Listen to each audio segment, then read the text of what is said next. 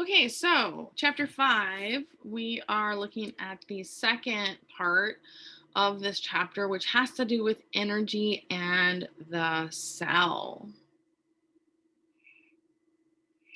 So smells are, let's try this again. Cells are small units. They are a chemical factory housing thousands of chemical reactions. I put this on here specifically because this is tying back our chapter 1, our characteristics of life. To be considered alive, some of the things that we talked about was growth and development, reproduction, heredity, homeostasis, metabolism, and then here would be cellular structure and composition, which could be like organization and response to stimuli. So those are all things that we need to be considered alive. Now, what do all these things have in common? They all need energy. Okay, they need energy. And so that is where we're going to start focusing on with the next few chapters. Right, so cells use these chemical reactions for all those things. So energy is the capacity to change or to perform work. There are two main kinds of energy. There is kinetic energy, which is the energy of motion, and potential energy, which is the energy that matter meaning like anything that consists of atoms, right? Possess as a result of their location or their structure. So these are two types of energy you may or may not already be familiar with. So this would be an example of potential energy. So potential energy is our gasoline, right? So we need gas in order to get this vehicle to operate. And of course, we need oxygen as well to burn the gasoline. So when we talk about converting, we're converting from potential to kinetic energy. So that potential energy that we put in the gas tank, right, is being used and converted to kinetic energy to move the vehicle. And then the waste products that we get out from that reaction would be our carbon dioxide and water. And then we have our same type of thing here, but we're now, instead of using our analogy of a car, we're using it as a cell. So instead of us having fuel, which is octane, we have glucose and oxygen. We also need oxygen to burn our sugar here, our fuel, our potential energy. And we're going to convert that to kinetic energy inside the mitochondria. And we're going to spend a whole chapter talking about that. And so we have that cellular respiration where we're going to convert that to ATP. Our waste product, again, is carbon dioxide and water. Light is also another type of kinetic energy and can be harnessed to power photosynthesis. So right here I have an example of light. We're going to talk about light when we get to photosynthesis and how we can use that to make chemical energy actually. So chemical energy is the energy in these bonds here. All right. So we have that ability to do work with the energy in there. So it is very important. For example, I have here, this is glucose. This is the sugar, our main energy source for animals. And so that those chemical bonds in there are considered chemical energy, and there's potential in that food that you eat to do work. We also have this topic called thermodynamics, which is actually one of my favorite topics to talk about. And I could go on and on and on forever about it, but I will try to keep this simple, short, and sweet. So, thermodynamics is the study of energy. Heat or thermal energy is a type of kinetic energy. What we mean again is we're talking about movement. So here we have a solid, and in a solid, so like you could say like ice, your water molecules are in a fixed pattern and they're not moving their location. They are moving in their space, kind of like me. I'm sitting on my exercise ball as my desk. I'm going to be sitting here bouncing around, but I'm not moving my position, and then I'm not moving side to side, forward, backward. I'm vibrating in my space, and that is what solids do. Those atoms do not move, but they are vibrating. If I add energy to it, so right, I'm going to add energy. I am then going to get those atoms or molecules. If we're talking about ice again, right, this would be our water, and they're moving around. Okay. And it's interesting because water, if you think about temperature, the colder the water, the slower the water molecules are moving.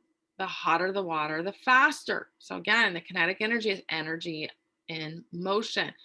So it has higher kinetic energy if it is hot water.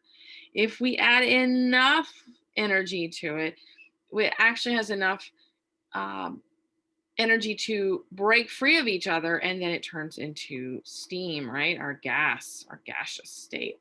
Water is one of the most unique molecules in that we have a specific name for it in each one of its states, right? Solid, it's ice; liquid, it's water; and then gas, it's steam.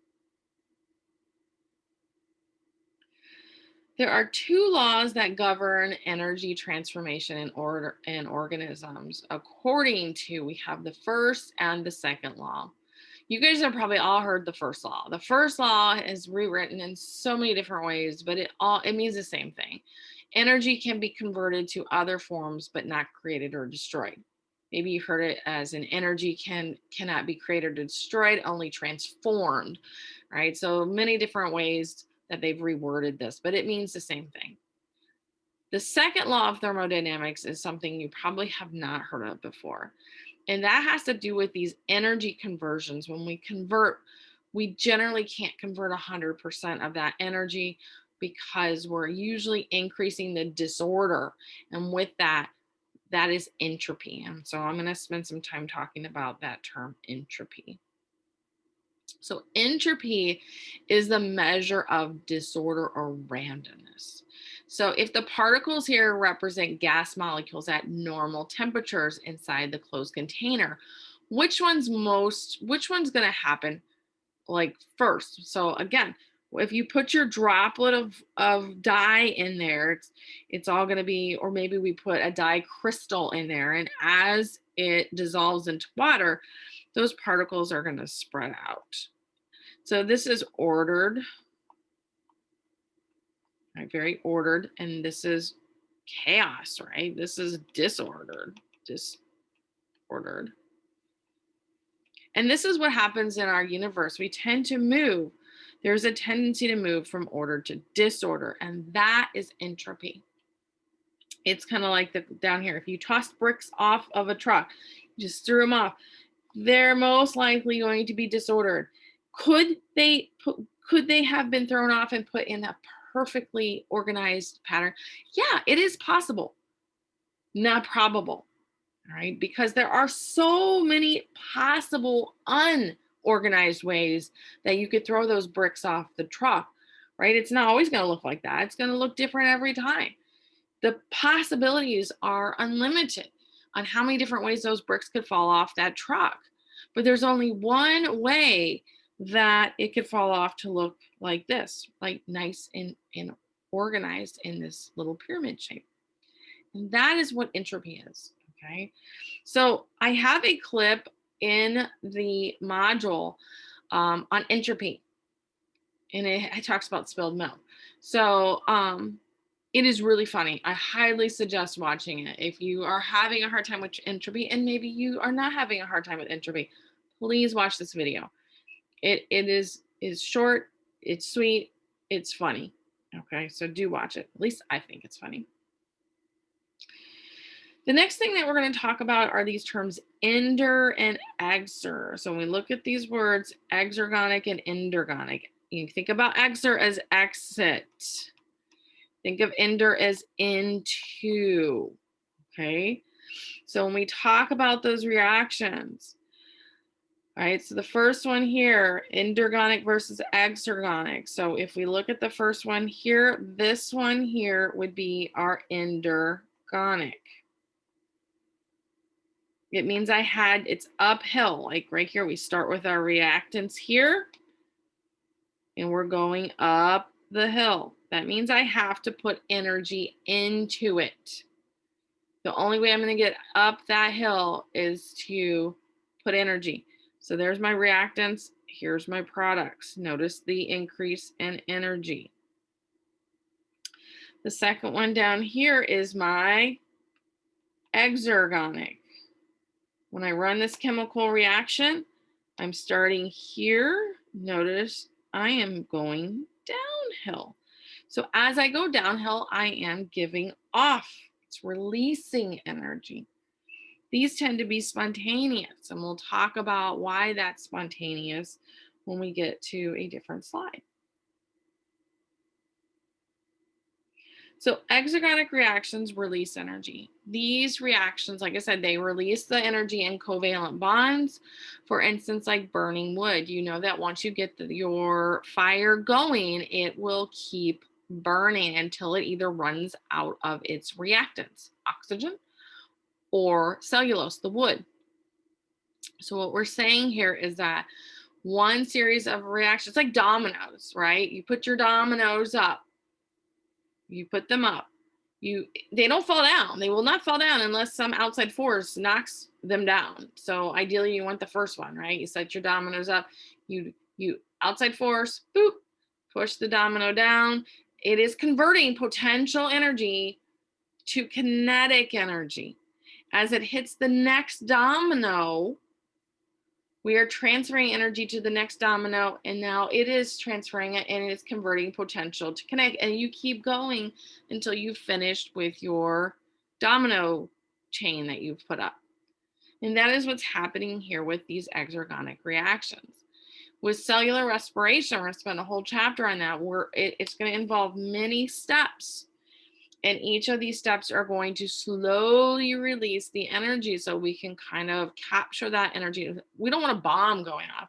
We want to, right? When you go to cook that steak, you don't want your charcoal to go up in a huge explosion there and it's done. You want it to slowly burn to cook the steak. And that's what we're doing with cellular respiration. We're slowly burning our sugar in order to capture that energy to do work. And that work is to make ATP. So here is a picture here again. Notice our reactants are up higher. We're going downhill to our products. Energy is given off. It is exiting, right? Exit energy. Exergonic. Endergonic means we have to put energy into it.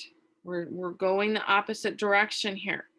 What we're saying is we're going to start with our reactants being very low in energy. And then our products are going to have more energy. And so we have to put energy. We can't create energy, so we have to put it in.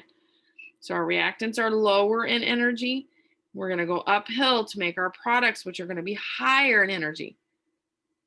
All right, so we have to put energy into the system.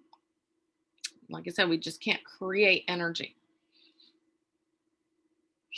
Photosynthesis is a type of endergonic reaction here. We're taking energy poor reactants. So we're taking CO2 and water, which are very low in energy. And with that, we're making sugar, which is high in energy. And again, I cannot just create energy. So where are we getting from? We're getting it from the sun, right? The sun is driving that reaction. We're going to spend a whole chapter on that as well. So a living organism carries out thousands of endergonic and exergonic chemical reactions. The total, so all of these chemical reactions are called your metabolism.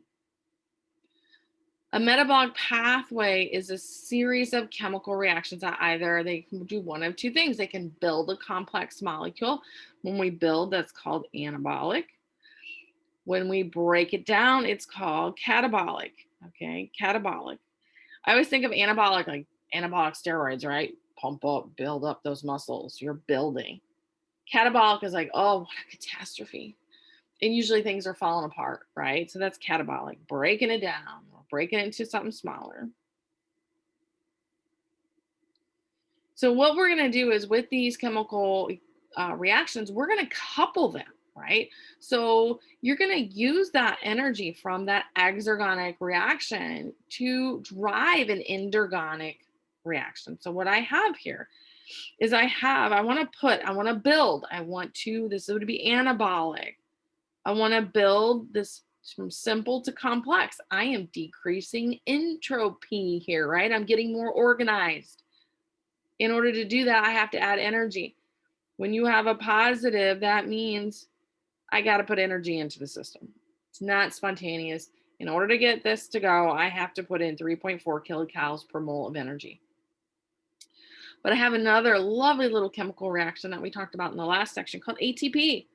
And if I hydrolyze ATP, turn it into ATP to ADP, that releases negative 7.3 kilocalories. Means it gives off. So I have more than enough energy to pay for this process. And so that is what we're going to do. We're going to couple these reactions. So we're going to put them together so we can drive that endergonic reaction. So this exergonic reaction is going to drive this endergonic one. And that is what energy coupling is about. So ATP, adenosine triphosphate, powers almost all our cellular work. All right, so we've talked about ATP. We've got our nitrogen base. We have our sugar. And then we have our 3-phosphate groups. Okay, that's where that word ATP comes from. Adenosine, this is a nucleotide adenosine, and 3, 1, 2, 3. So that's our triphosphate. So again, hydrolysis of ATP releases energy by transferring. In some cases, it's not just a matter of hydrolyzing ATP. Sometimes we're going to phosphorylate. So notice I took the ATP, the phosphate here, and I stuck it on this protein. That is called phosphorylation, right? So this is going to release energy and it's going to help to drive the next series of reactions. A lot of times when we phosphorylate things, we are turning certain processes on. Okay, so most cellular work depends on ATP energizing them or phosphorylating. So here's our ATP, here's our hydrolysis, right? We split into ADP and we get out energy. So if we look at this picture here, and the phosphorylation kind of got split up, but we have energy from our exergonic reactions, right? So we are going to get that energy. We're going to make ATP. So we're going to couple that. We're going to couple that, right? So that we can put this on, because to put this on here, that's uphill. That would be an endergonic reaction. So we're going to need an exergonic, so burning our sugar to do this. And then we're going to break this back down. So this we need energy in. This we're going to get energy out to drive other endergonic reactions. So this is all energy coupling. We're using the release of energy from one reaction to drive another reaction that requires energy to get it to go. So there are 3 main types of cellular work in the cell. There's chemical, mechanical, and transport. I like the next one when we get to the next slide because it shows us a picture of all this. ATP is going to drive all these types of work. So here is chemical. So chemical would be, again, we're putting this together. So again, that would be an anabolic reaction, and we're using ATP to get that to go. Mechanical work, you need ATP in order to get your muscles to move. I'm not going to get too much into detail because most people think that we need ATP to contract our muscles, and that's not true. We actually need it to relax them. You will learn all about that in anatomy and physiology, but you need ATP for proper muscle contraction, because if your muscle is tight in a knot, you can't move anything, right? That would be what happens when you get a cramp. All right, you're usually low in ATP because you're low in oxygen, and we'll talk about why we need oxygen to make ATP. vicious cycle. Okay. Either way, in order for your muscles to work properly, you need ATP and oxygen. Transport. There are times where we need to move things against their concentration gradient. We already talked about this a little bit. So we're moving against a concentration gradient. We're going from low to high, right? You need energy. We're going against the flow of things. And so we're going to need ATP in order to do that. All right, so that is the end of part 2. Again, be sure that you read this part of your book, do your guided readings if you find it helpful. I have a lot of supplementary videos in here. I would definitely suggest watching those to help you understand this material. All right, so I hope this is helpful, and I will see you on the next video.